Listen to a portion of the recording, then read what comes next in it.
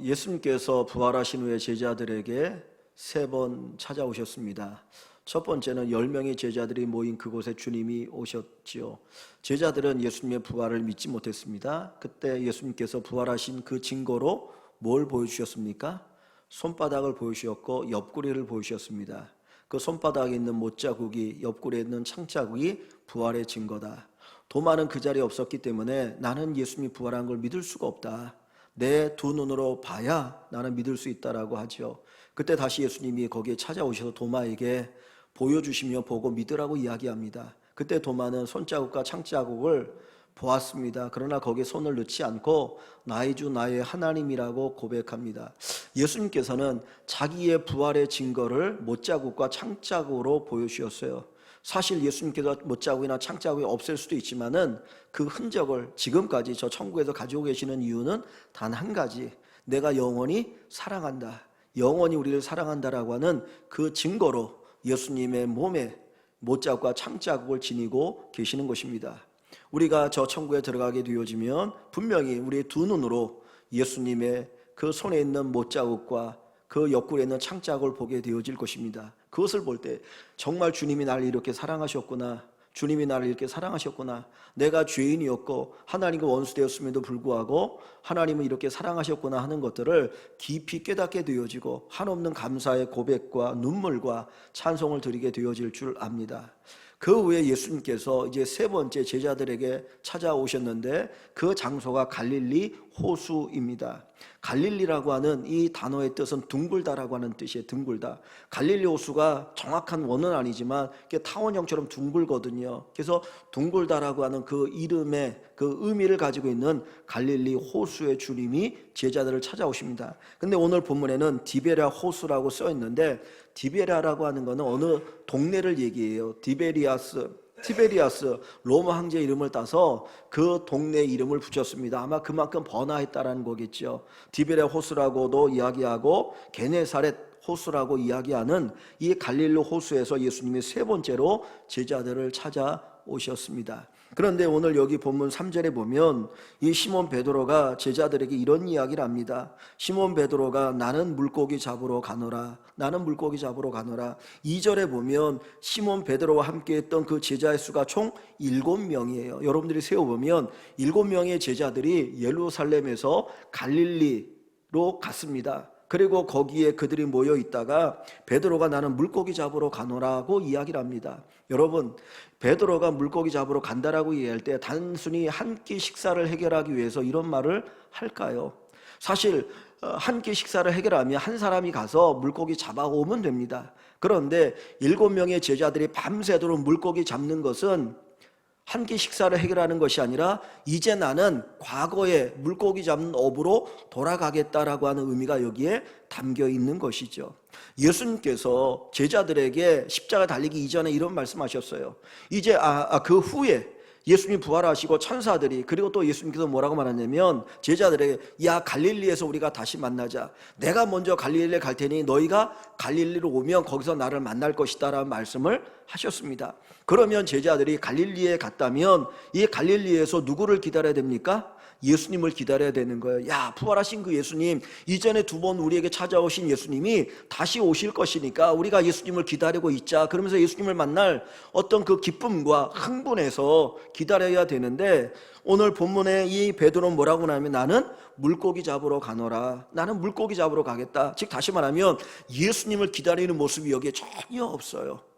그냥 그 이전에, 예수님을 만나기 이전에 자기의 직업으로 다시 돌아가겠다라고 하는 의미가 여기에 담겨 있는 것입니다. 왜 베드로는 예수님께서 갈릴리에서 만나 주실 것을 약속하셨음에도 불구하고 주님을 만날 기대를 하지 아니하고 다시 과거의 어부의 생활로 돌아가려고 하는 것이겠습니까? 이유는 하나예요. 자기 자신에게 실망했기 때문이에요. 자기 자신에게 너무 실망해서 예수님을 만날 그런 어떤 자격이 없다라고 생각하고 있는 거예요. 나 같은 게 뭘 예수님을 만날 수 있겠어? 왜 베드로가 이렇게 자기에 실망했느냐면 자기 자신은 예수님을 위해서 죽을 줄 알았어요.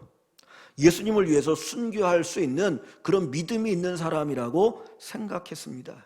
예수님께서 십자가에 달릴 것을 예언하시죠. 제자들이 가르쳐 줍니다. 그랬더니 베드로가 뭐라고 말하냐면, 예수님, 저는 죽는 그 자리까지 주님과 함께 가겠습니다. 예수님이 죽는 그 자리, 거기가 십자가 달린 자리라면 나는 거기까지 가겠습니다라고 이야기를 하고 당당하게 외쳤습니다.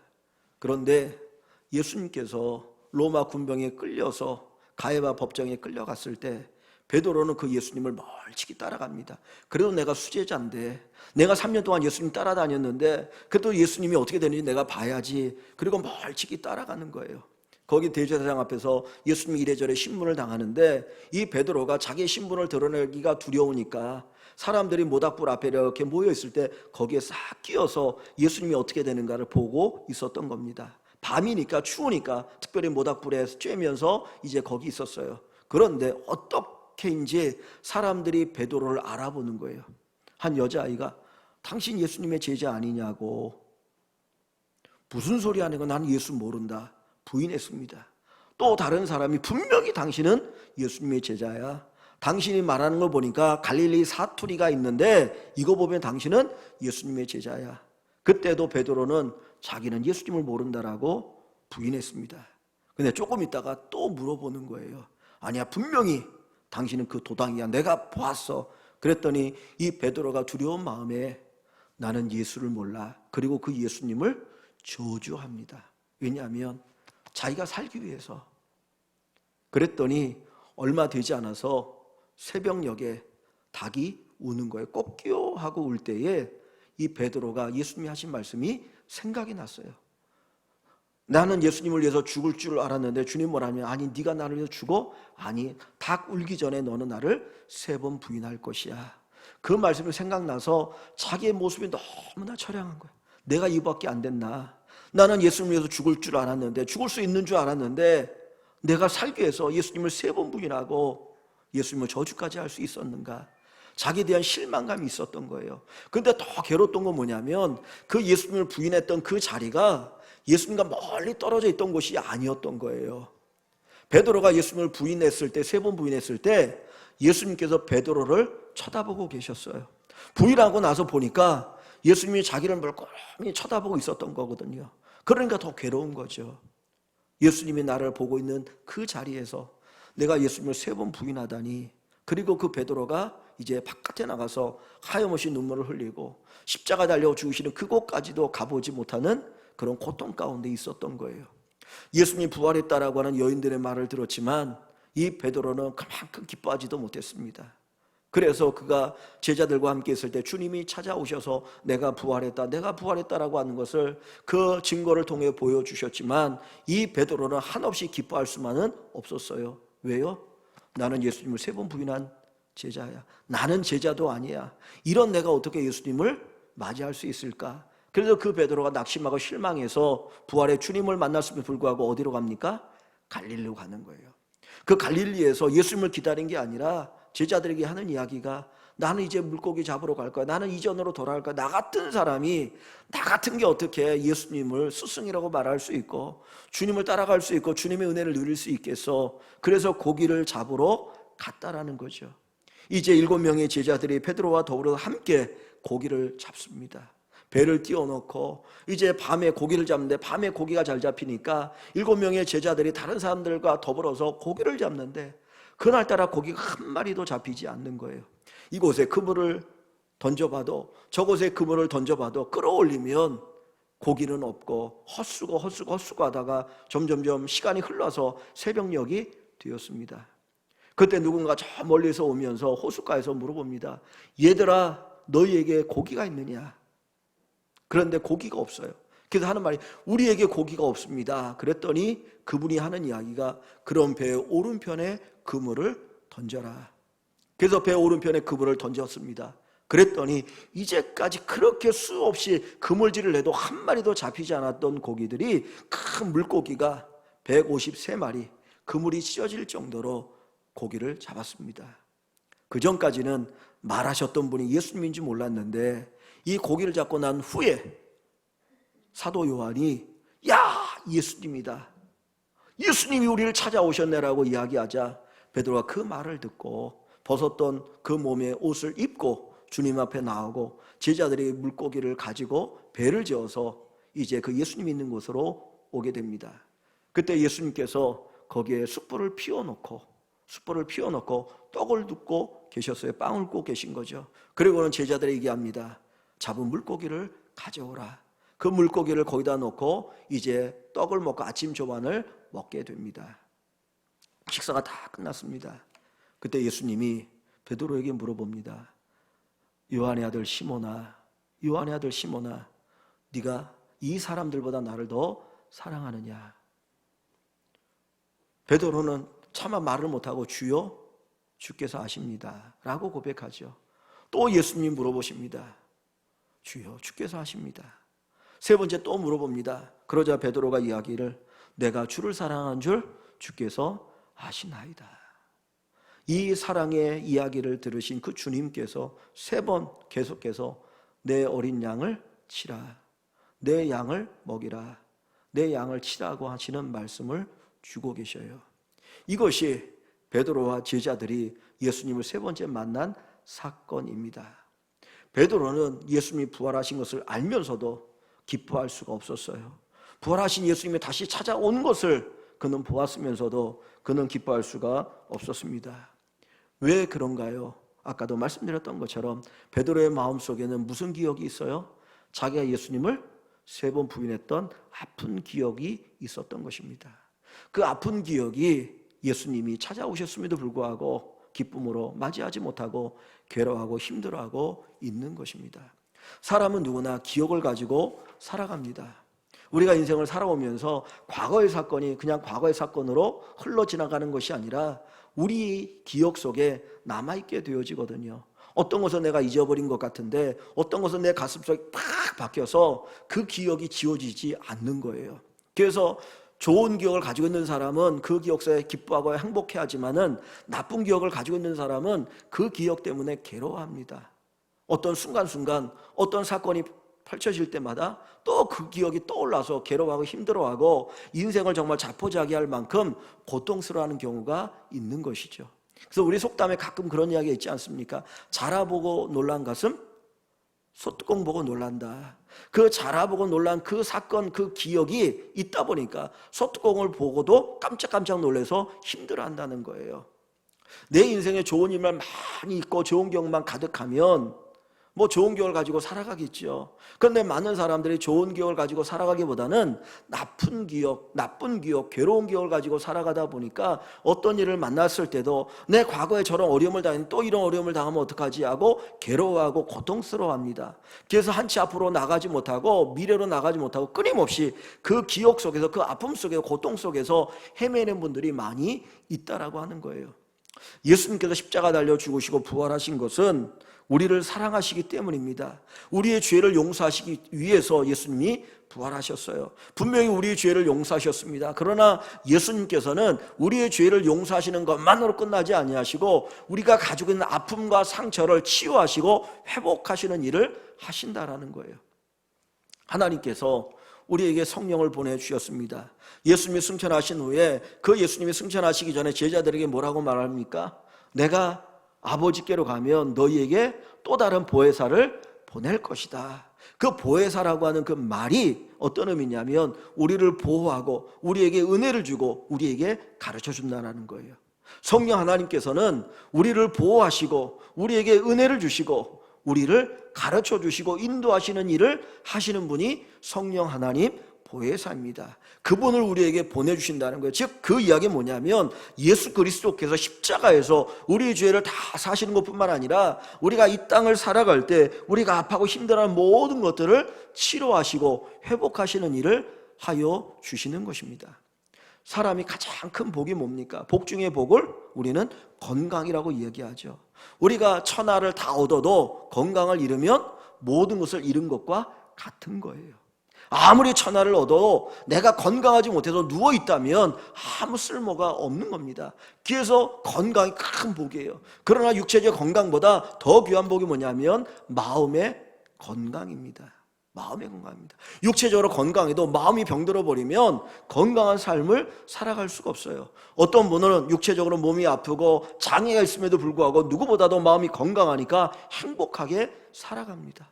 아무런 근심 걱정이 없이 가장 행복한 인생을 살아가거든요. 하나님께서 오늘 우리 믿음의 사람들에게, 예수를 믿는 우리들에게 원하시는 것이 무엇일까요? 이 땅을 살아 우리 성도들이 가슴 아파하면서 정말 비실비실 어떤 정신적으로나 영적으로나 마음이 아픈 삶을 사는 것이 아니라 건강하게 살기를 원합니다. 예수님이 나를 사랑하시고 우리를 위해 십자가에 죽으셨기 때문에, 우리를 구원하셨기 때문에 그 누구보다도 이 세상을 건강하게 행복하게 살기를 원하고 계십니다.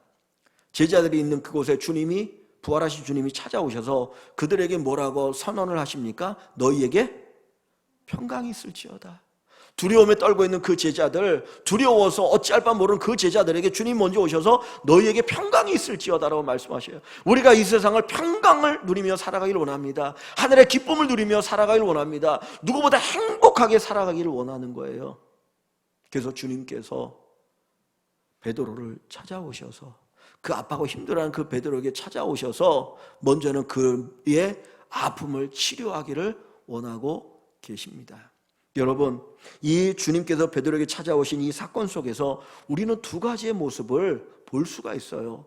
이 베드로가 예수님을 새롭게 만나는, 기적을 경험하는 이 사건 속에서 우리는 두 가지의 모습을 볼 수 있는데, 첫 번째 뭐냐면 베드로가 처음 예수님을 만났을 그때의 사건입니다. 그때도 베드로가 밤새도록 고기를 잡았지만 한 마리도 잡지 못했어요. 이제 새벽이 되고 아침이 되어서 그물을 씻을 때 주님이 거기에 찾아오시죠. 그리고 배를 띄게 하시고 거기서 말씀을 가르치게 하시고, 말씀이 다 끝난 후에 베드로에게 뭐라고 말씀합니까? 깊은 곳에 그물을 내려라. 사실 그 아침 시간에는 깊은 곳에 고기가 없어요. 낮에는 더우니까 깊은 곳에 물고기가 내려가거든요. 그런데 밤 시간이나 새벽 시간에는 깊은 곳에 고기가 없습니다. 근데 예수님이 깊은 곳에 그물 내리라고 해서 베드로가 말씀에 의지해 내가 내리겠습니다 하고 내렸더니 많은 물고기를 잡지 않습니까? 거기서 처음 베드로가 예수님을 만나고 예수님의 제자로 부름받고 이제 네가 사람을 취하리라고 하는 말씀을 주시죠. 이 베드로가 주님을 만났던 그 사건과 부활하신 주님이 갈릴리 호수에 찾아오셔서 하셨던 이것이 이렇게 크로즈업이 되는 거예요. 베드로가 처음 예수님 만났던 곳이 어디예요? 갈릴리 호수예요. 예수님을 처음 만났던 그 시간이 어느 때예요? 이른 아침 새벽 시간이에요. 그가 예수님을 만났던 기적이 어디예요? 물고기를 아무도 잡지 못했지만은 주님의 말씀을 따라 움직였더니 많은 물고기를 잡는 어마한 기적을 경험한 거예요. 그런데 이 베드로는 실망하니까 그 놀라운 정말 축복된 그 어떤 기억마저 잃어버리고 살았는데 주님이 오셔서 다시금 회복시켜 주시는 겁니다. 베드로야, 네가 나를 만났던 때를 회상해봐. 내가 다시 너를 찾아와서 너에게 그 기쁨, 그 감격을 다시 경험하게 하여 주는 것이다라고 하는 것을 말씀해 주는 것이죠. 두 번째로 이 사건은 또 어떤 사건을 떠올리게 하냐면 베드로가 예수님을 3번 부인한 사건을 떠올리게 하는 겁니다. 베드로가 언제 예수님을 3번 부인했습니까? 시간적으로 따지면 어느 때예요? 내려오니까 어느 때 예수님을 3번 부인합니까? 새벽녘이죠. 새벽녘. 왜냐하면 닭이 울었잖아요. 그러니까 새벽에 예수님을 부인했어요. 그런데 베드로가 예수님 부인한 그 장소가 어디입니까? 모닥불이 피어있는 곳. 모닥불이 피어있는 곳에서 사람들에게 예수님을 3번 부인했잖아요. 근데 예수님께서 그 새벽에, 그 이른 아침에 뭐를 피워놓으셨어요? 모닥불을 피워놓으셨죠. 그러니까 그 모닥불은 과거에는 예수님을 부인했던 그 현장이지만 지금은 예수님이 자기를 찾아오셔서 만나주시는 현장이 되어진 거예요. 그리고 나서 베드로는 예수님을 3번 부인했어요. 근데 예수님이 베드로에게 몇 번 나를 사랑하냐고 물어보십니까? 3번 사랑하냐고 물어보시죠. 베드로야, 네가 나를 3번 사랑해. 과거에 나는 예수님을 3번 부인했는데 예수님은 자기를 찾아오셔서 3번 나를 사랑하냐고 물으셨고, 주님이 아십니다. 주님이 아십니다. 내가 주님을 사랑한 줄 주님이 아십니다라고 고백하게 하시잖아요. 이전에 슬픈 기억, 쓰라린 기억, 아픔의 기억을 가지고 그것 때문에 예수님이 부활하셨고 자기들을 찾아오셨음에 불구하고 기쁨으로 맞이하지 못했던 그 베드로의 마음을 예수님께서 싸매어 주시고 치료하여 주시는 것입니다. 우리 인생에 아픔의 기억이 있어요. 아픔의 기억이 있어요. 근데 주님께서 우리의 상처를 어루만져 주시고 치유하시기 위해서 그 아픈 기억을 가지고 사는 것이 아니라 그 기억을 새롭게 만드시고 회복하셔서 우리를 치료하시는 그 귀한 일을 하고 계시는 것입니다. 사랑하는 성도 여러분, 우리는 어떤 과거의 사건들이 기억이 되어진다라고 생각해요. 근데 엄밀하게 따지면 우리는 기억을 선택하는 겁니다. 사실 부정적인 어떤 사건들은 우리에게 그냥 저절로 기억되는 것처럼 느껴져요. 그런데 좋은 사건들은 우리가 의도적으로 기억하지 않으면 그냥 지나가 버려요. 우리가 사람이 이렇게 관계를 맺다 보면 때로는 좋은 일도 있고 안 좋은 일도 있거든요. 근데 저분이 내게 좋은 것 9가지 은혜 베푼 일들이 있어요. 그런데 어쩌다 잘못돼가지고 생각지 않게 한 가지 나에게 아픔을 준 일이 있습니다. 그럼 여러분, 보통 우리는 뭘 기억하고 살아갑니까? 그분이 나에게 은혜를 베풀어 준 9가지를 기억하기보다는 그분이 내게 상처를 준 한 가지를 기억하고 살아요. 아닌가요? 그래서 은혜는 어디에 기록하고, 사실은 은혜를 우리가 바위에 기록하고 그렇지 않은 거는 그냥 모래에 기록했는데 거꾸로 되잖아요. 그게 이제 우리 인간이에요. 그게 인간이에요. 인간은 아픈 거는 꼭 기억하고 좋은 거는 그냥 흘려보낼 때가 많아요. 사실 우리 인생에 따져보면 나쁜 기억보다는 좋은 것들이 많거든요. 그런데 우리 스스로가 좋은 거는 기억하지 못하고 나쁜 것들을 기억하고 살아가는 겁니다. 이 베드로가 하나님의 은혜를 얼마나 많이 받았습니까? 예수님께서 베드로에서 얼마나 많이 칭찬하셨고요. 얼마나 베드로를 좋은 자리에 끌고 가셨습니까? 사람을 살리는 일, 그리고 변화산에 거기에도 베드로와 세 제자만 데리고 가지 않았습니까? 그러니까 많은 것들을 경험한 거예요. 얼마나 큰 은혜를 누리며 살았는지 몰라요. 그런데 베드로는 그거는 다 잊어버리고 자기에게 실망한 거, 내가 예수님을 3번 부인한 것, 그것에 기억에 확 꽂혀가지고 그것 때문에 주님의 사랑과 은혜를 새롭게 누리지 못하고 고통 가운데 있는 것이죠. 그때 주님이 베드로를 찾아오셔서 그 아픈 기억을 씻어주시는 것입니다. 그 위에 사랑의 기억, 은혜의 기억으로 덮으시는 거예요. 그러면서 베드로야, 네가 나를 부인해도 나는 너를 사랑해. 네가 나를 부인했지만, 네가 이전에 실패자이지만 그럼에도 불구하고 나는 여전히 너를 사랑해. 그리고 네가 내 말을 순종하고 내 말대로 살아가면 너는 다시 일어설 수 있고 더 놀라운 역사를 체험할 수 있어. 이 부분을 이 베드로에게 가르쳐 주시면서 그걸 체험하게 하시면서 그를 치료하시고 회복하시는 하나님의 은혜가 있게 되어지는 것입니다. 가끔 우리는 인생을 살아오면서 나이가 들고 나면 옛날을 그리워합니다. 옛날을 그리워해요. 그래서 나이 먹은 분들이 이렇게 이런 얘기 저런 얘기 해서 야, 옛날이 좋았어. 옛날이 좋았어. 근데 사실 옛날을 뒤돌아보면 단칸방에서 같이 살았던 것들, 정말 밥 3끼 먹고 사는 것이 정말 최고의 목적인 것처럼 느껴지고 살았던 시절들이잖아요.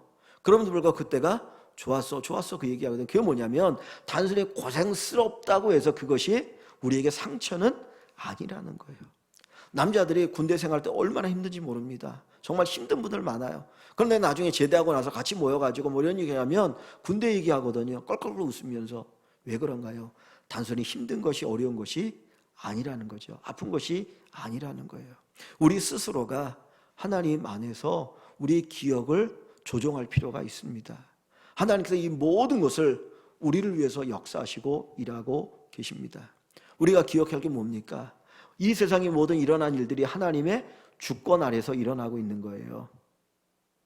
하나님이 허락하시니까 그 일도 일어나는 것이고, 하나님이 우리에게 은혜를 주시니까 그 기쁘고 즐거운 일들이 일어나고 있는 것이거든요. 그런데 성경 우리에게 분명히 얘기합니다. 모든 것이 합력하여서 우리에게 선을 이루고 유익하게 한다는 거예요. 만약에 우리가 그 하나님을 믿으면 그 이 상처조차도 하나님께서 이것을 우리에게 유익되도록 사용하여 주실 것이라는 거죠. 만약에 베드로가 실패하지 않았다면 베드로가 얼마나 기고만장했는지 몰라요. 하나님께서 정말 그 베드로를 특별히 사랑하지 않았습니까? 그죠? 신앙 고백할 때도 베드로를 칭찬하셨고요. 변화선 사건 그 천국을 경험하는 그 자리에도 베드로를 특별히 데려가셨고요. 그리고 야이로의 딸을 살리는 그 자리에도 데려가셨잖아요. 그러면 베드로가 얼마나 교만해지겠습니까? 나는 너희와 달라. 나는 대단한 사람이야. 주님을 위해서 죽을 수도 있는 나는 특별한 사람이야. 그리고 교만해지고 타락할지도 몰라요. 그래서 예수님께서 어떻게 보면 그 실패를 경험하게 하시는 것이죠. 그런데 그 실패 속에서 허우적거리니까 그를 다시 끄집어 일으켜서 그의 마음을 치료하시고 회복하시고 그로 하여금 위대한 하나님의 사역자가 되어지도록 인도하여 주시는 줄 압니다. 오늘도 하나님은 우리를 치료하시는 분이에요. 내가 아픔을 겪고 괴로움을 겪고 그것 때문에 고통당할 때 주님 우리를 찾아오셔서 새롭게 하여 주심을 믿으시기를 바랍니다. 우리의 죄만 용서하시는 분이 아니라 우리 인생의 모든 부분들을 회복하시는 그 주님을 새롭게 만나는 저와 여러분들이 되기를 소원합니다. 베드로가 만났던 예수님은 어떤 예수님입니까? 나는 예수님을 부인하지만 예수님은 끝까지 나를 찾아오시는 분. 내가 실패할 때 그 실패를 성공으로 바꿔주시는 그 예수님. 나는 예수님을 부인했지만 그 예수님은 나를 사랑한다라고 말씀하시고 나를 믿고 신뢰하셔서 위대한 주님의 사역을 맡겨주시는 분. 그분이 바로 베드로가 새롭게 만난 예수님이 아닙니까? 우리는 부활의 주님을 만났습니다. 예수님은 우리를 위해 십자가에 죽으셨습니다. 그래서 우리가 죄의 용서함을 받았습니다. 그러나 이것으로 우리가 끝나지 않기를 원합니다. 지금도 주님 우리와 함께 하셔서 우리의 아픔을 어루만져 주시고 우리를 새롭게 하시는 주님인 것을 체험하기를 원합니다. 우리의 구원을 전인격적인 구원이라고 얘기합니다. 전인격적인 구원, 그것은 우리의 죄만을 용서하는 것이 아니고 우리의 마음과 우리의 삶의 모든 부분들을 구원하여 주신다는 거예요. 내가 죄 용서 받았습니까? 그래서 천국 갑니까? 그것을 것이 아니라 이 땅을 살아갈 때도 하나님의 구원을 누리며 기쁨으로 살아가도록 주님이 도와주셔요. 요셉이라고 하는 사람은 형들의 미움을 받았어요. 그래서 죽을 뻔했다가 겨우 목숨을 구하고 형들에 의해서 애굽의 노예로 팔려갑니다. 10년이란 긴 세월을 노예로 살았습니다. 누구보다 성실했습니다. 그런데 주인의 아내에게 누명을 쓰고 자기는 죄를 짓지 않기 위해서 발버둥을 쳤지만 그것 때문에 결국은 누명을 쓰고 3년 동안 옥에 갇혔습니다. 그러다가 하나님이 은혜로 꿈을 해석하는 능력을 받아서 왕의 꿈을 해석하고 애굽의 총리가 되었습니다. 그는 세상의 권력을 쥐었어요. 이 권력을 가지고 그는 무엇이든지 할 수 있었습니다. 그런데 어느 날 형들이 곡식을 구하기 위해서 애굽을 찾아왔고 자기를 만나게 되었습니다. 자기를 죽이려고 했던 형들, 자기를 이 애굽 땅의 노예로 팔았던 그 형들 얼마든지 보복할 수 있어요. 만약에 요셉의 마음속에 그 상처가 계속해서 남아있다면 형들에도 보복했을 겁니다. 그런데 요셉이 형들에게 이렇게 얘기합니다. 형들이 나를 애굽에 팔았으므로 두려워하지 마소서. 형들이 나를 애굽에 판 것이 아니라 하나님이 나를 형들 앞서 이곳에 보내셨나이다. 똑같은 사건이에요. 똑같은 사건입니다. 자기가 애굽에 노예로 팔려온 그 사건을 요셉은 어떻게 바라보고 있습니까? 형들이 나를 파는 것이 아니고 누가 자기를 애굽에 보냈어요? 하나님이 나를 여기에 보냈습니다. 그래서 내가 이 세상을 구원하는 일에 쓰임받고 있습니다. 겉으로 보면 형들이 자기를 미워해서 파는 사건이에요. 근데 요셉은 그 사건을 새롭게 바라봅니다. 하나님이 나를 보내셨습니다. 세상을 구원하기 위해서 나를 보내셨습니다. 우리가 똑같은 사건을 만나고 기억하게 되지만은 그 사건을 믿음의 눈으로 바라보면 새로운 시각에서 보게 되어지고 새로운 관점에서 우리가 기억하게 되는 것이에요. 하나님은 우리 모두에게 유익되어지도록 역사하여 주십니다. 여러분 앞에 있는 상처를 주님 앞에 내려놓기를 바랍니다. 내 믿음의 생활에 걸림돌이 되는 것이 있다면 다 내려놓고 하나님 이것이 변하여 나에게 유익이 되게 하여 주옵소서.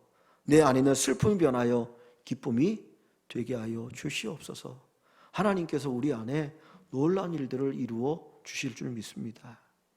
우리를 위해 십자가 달려 죽으신 주님, 죽음의 권세를 이기시고 부활하신 그 주님은 지금도 우리 안에 일하고 계셔요.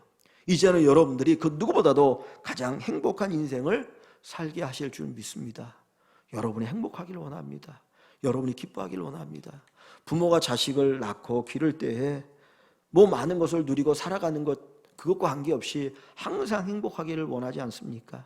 자녀의 얼굴에 웃음이 가득하길 원하고 기쁨이 가득하길 원하고 행복하길 원하는 것이 부모의 마음이거든요.